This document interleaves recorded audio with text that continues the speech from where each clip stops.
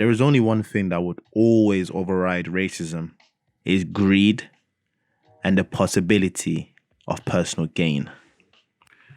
As much as we like to say we're social animals, we stick to our clan, we stick to our tribe. But if you look closely, the thing that penetrates this idea is, what can I gain? A perfect example of this is the NBA. You can make a good argument that the majority of NBA owners are racist. And that's a fair argument. But it does not matter how racist the owner is. It will be beyond foolishness for the racist owner to field 5 white starting players. Do you know why? Because it's in his personal interest for his team to win. So irrespective of the colors of the players, he will do what he has to do, i.e. fielding black players. Personal gain and personal interest is strong enough to override 1,000 years of tension. Example of this, in the Middle East. We have the Jewish and their Muslim neighbors. Regardless of what has been going on, Muslims would not mind using Google, YouTube, or many other Jewish banks in order to push through their personal interests, i.e. greater profits for their own.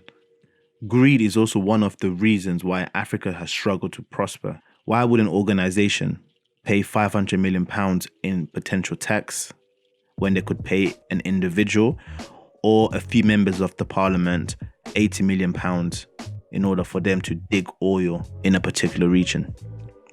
We need to accept that humans are strongly motivated by greed. It's not a bad thing. It's something to keep in mind. It's impossible to expect people to like us, especially living in a multicultural environment. It's impossible and quite unnecessary to expect everyone to like us for who we are. If there is tension between Africans and Caribbean and we don't see eye to eye and we have the same skin color, why do we expect other races such as Asians and white to completely fall in love with us and accept us for who we are when we are unable to do it within our own skin color?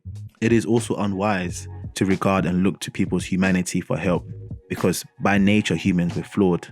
As discussed in this video, we are very aware of our self-interest. Now, what does this mean for us? Instead of asking for people's help, we should become so good to a point where it's impossible to be ignored. We should become so good that your name comes up in your industry when there is a situation, when there is a problem, you are the first person to go to. You should become so good that it's so unwise and the person could potentially lose their job by not coming to you. And that means that whatever you are doing now, you must specialize and become so great. Become the equivalent of NBA players in your industry. That's the only antidote to racism. Does that mean that other races will start liking us?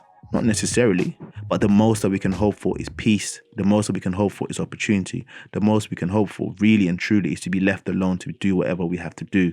And in order to do that, we have to become so great that what we bring to the table is impossible to replace.